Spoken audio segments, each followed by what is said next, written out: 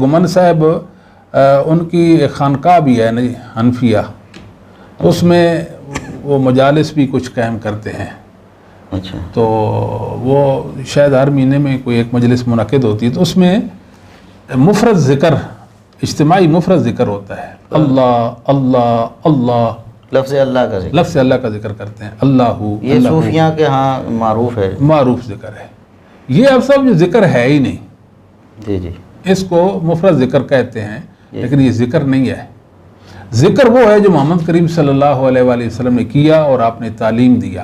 جی جی. جو ذکر صحابہ اور تابعین، تبع تابعین، ائمہ دین، ائمہ اسلام کرتے تھے، وہی ذکر جو ہے وہ ذکر ہے. جی جی. باقی یہ ذکر نہیں ہے. جی کہ سوچنے کی بات ہے نا کہ رسول کریم صلی اللہ علیہ وسلم نے پوری زندگی ایک دن بھی اللہ اللہ اللہ کا ذکر نہیں کیا. کسی صحابی نے نہیں کیا، تابعی نے نہیں کیا. اس لیے ہم مسلمانوں کو کہتے ہیں کہ تعامل صحابہ اور تعامل تابعین اور تعامل تبع تابعین، اس پر آپ ڈٹ جائیں. جی جی. کیونکہ صحابہ اور تابعین بہتر قرآن کریم کا فہم رکھتے تھے. سب سے بہتر قرآن کو سمجھنے والے اور نبی پاک صلی اللہ علیہ وسلم کی مراد پانے والے اصحاب رسول ہیں. جی جی. اور ان کے بعد ان کے شاگرد تابعین اور تبع تابعین ہیں. خیر القرون کے مسلمان ہیں. خیر القرون کے مسلمانوں میں سے کسی ایک سے بھی اللہ اللہ کا ذکر ثابت نہیں ہے. بالکل صحیح. آج ہمارے بھائی اس ذکر کے ثبوت پر اگر قرآن و حدیث سے دلائل پیش کریں تو وہ دلیل جو ہے وہ ان کی یہ کہیں گے کہ اس نے قرآن کی اس آیت کی تحریف کر دی، معنوی تعریف کر دی، اس کا معنی بگاڑ دیا. وہ معنی جو سلف صالحین نے سمجھا تھا اس کے برخلاف معنی لے آئے. یہ بہت بڑی زیادتی ہے. تو یہ مفرد ذکر اللہ اللہ کا جو ذکر ہے یہ ذکر ہے ہی نہیں. یہ گمراہ صوفیوں کا خانقاہی نظام سے منسلک جو لوگ ہیں یہ ان کا ذکر ہے. جن کا تعلق کچھ روافظ سے جن کی کڑیاں ملتی ہیں یہ ان کا ذکر ہے. اہل سنہ والجماعت کا ذکر نہیں ہے. پھر یہ اعتراض یہ ہوتا ہے کہ جی سب سے پہلے اس پر رد جو ہے ابن تیمیہ رحمہ اللہ نے کی ہے. ابن تیمیہ سے پہلے کسی انسان کا نام بتاؤ جو اس پر رد کرتا ہو. بے شک کسی نے رد نہ کیا ہو، مگر رسول کریم صلی اللہ علیہ وسلم سے، صحابہ سے، تابعین سے، تبع تابعین سے یہ ثابت ہی نہیں ہے. نہیں، اس سے پہلے یہ بھی سوچنے کی بات ہے کہ کرتا کون تھا؟ کہ صحابہ میں سے، تابعین میں سے، کوئی بھی نہیں، کوئی کرتا تھا تاکہ اس کا رد ہوا. بالکل وہ کرے گا تو رد ہوتا نا. جب انہوں نے کرنا شروع کیا تو پھر علماء نے رد بھی کر دیا. جی بالکل. اس حوالے سے ایک کلپ جو ہے نا بڑا وائرل ہوا تھا، وہ پیر ذوالفقار صاحب نقشبندی صاحب، پیر ذوالفقار نقشبندی صاحب. اچھا جی. انہوں نے کچھ دلائل بھی پیش کرنے کی کوشش کی. پیر صاحب بڑے زور دیتے ہیں اس بات پر کہ اللہ اللہ کا ذکر کرنا چاہیے. اچھا. تو یہ اسلاف امت کے خلاف ہے، یعنی مراد رسول کے خلاف ہے ان کی یہ بات. جی جی. پیر صاحب کو چاہیے کہ رسول کریم صلی اللہ علیہ وسلم کا تعلیم کردہ ذکر جو ہے اس کو عام کریں اور وہی ذکر کریں. وہ ہے سبحان اللہ والحمدللہ لا الہ الا اللہ لا حول ولا قوت الا باللہ سبحان اللہ والحمدللہ ولا الہ الا اللہ واللہ اکبر. یہ وہ اذکار ہیں جو نبی کریم صلی اللہ علیہ وسلم نے تعلیم دی ہے. اب پیر صاحب یا دیگر جو صوفی لوگ ہیں وہ اس پر ایک دلیل پیش کرتے ہیں قل اللہ ثم ذرہم فی حوضہم یلعبون. تو کہتے ہیں کہ دیکھو اس میں ہے کہ قل آگے کیا ہے اللہ، کہ آپ اللہ کا ذکر کریں. اے نبی آپ اللہ اللہ اللہ کا ذکر کریں. اچھا. میرا واسطہ پڑ گیا ایک دفعہ غیر مقلد سے، مجھے کہنے لگا پیر صاحب آپ کو اللہ اللہ کرنے کے سوا کوئی کام نہیں. میں نے کہا اللہ تعالیٰ فرماتے ہیں قل اللہ ثم ذرہم فی خوضہم یلعبون. اب وہ ترجمہ تو سمجھتا تھا، غصہ اس کو بڑا آیا مگر خاموش ہو کے چلا گیا ایک طرف. تو بھائی یہ تو محبت کا معاملہ ہے. ہمیں ہمارے محبوب کا نام اچھا لگتا ہے، ہم اس نام کو رٹیں گے اور دن رات رٹیں گے.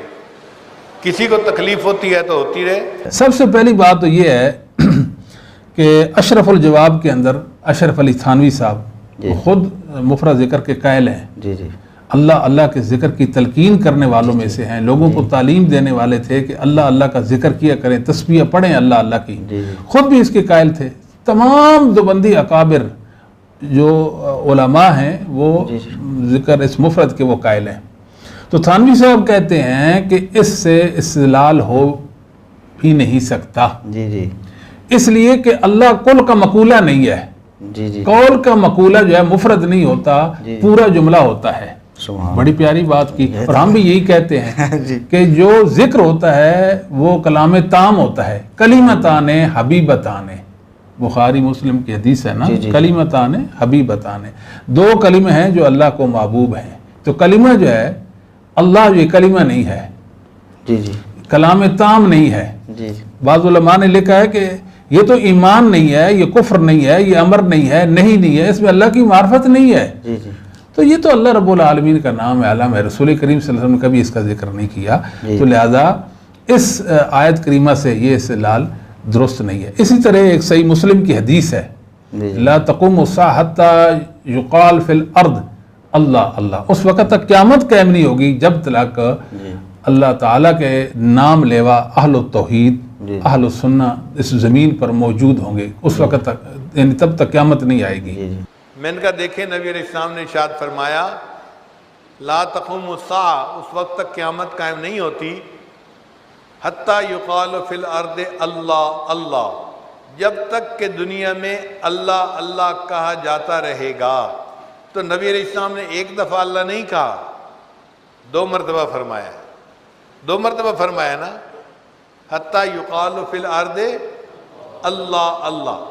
میں نے کہا ہم بھی یہی کرتے ہیں کہ بیٹھتے ہیں تو اللہ اللہ اللہ اللہ، جو کہ حدیث میں آیا ہے اللہ اللہ اللہ اللہ کہتے رہتے ہیں حدیث کے مطابق. اس میں آپ کو کیا جو ہے وہ مشکل ہے؟ پھر کہنے لگا جی آپ باتیں بہت کرتے ہیں.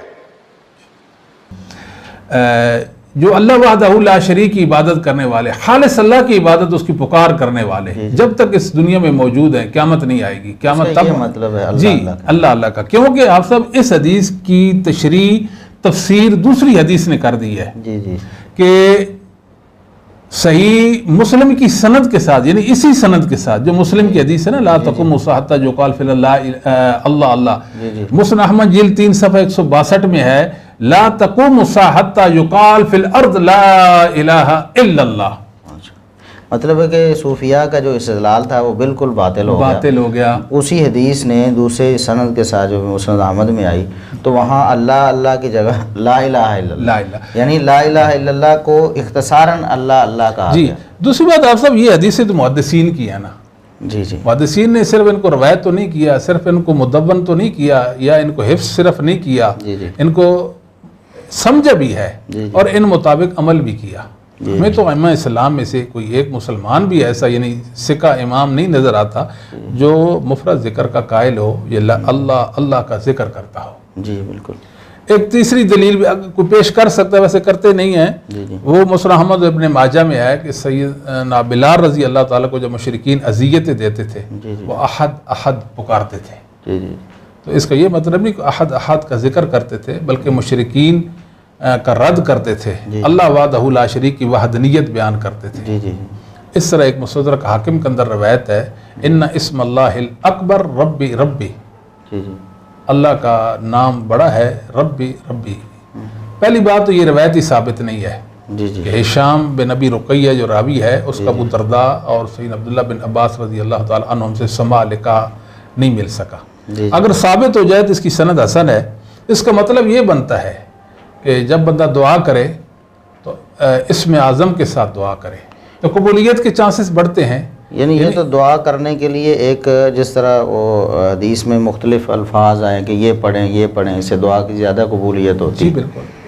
تو ابن تیمیہ رحمۃ اللہ علیہ نے اللہ کے ذکر کو ملحدین کا ذکر کرا دیا کہ بعض ملاحدہ یہ ذکر کرتے ہیں. السنہ والجماعت کا یہ ذکر نہیں ہے. اس بات کو اچھی طرح سمجھنا چاہیے.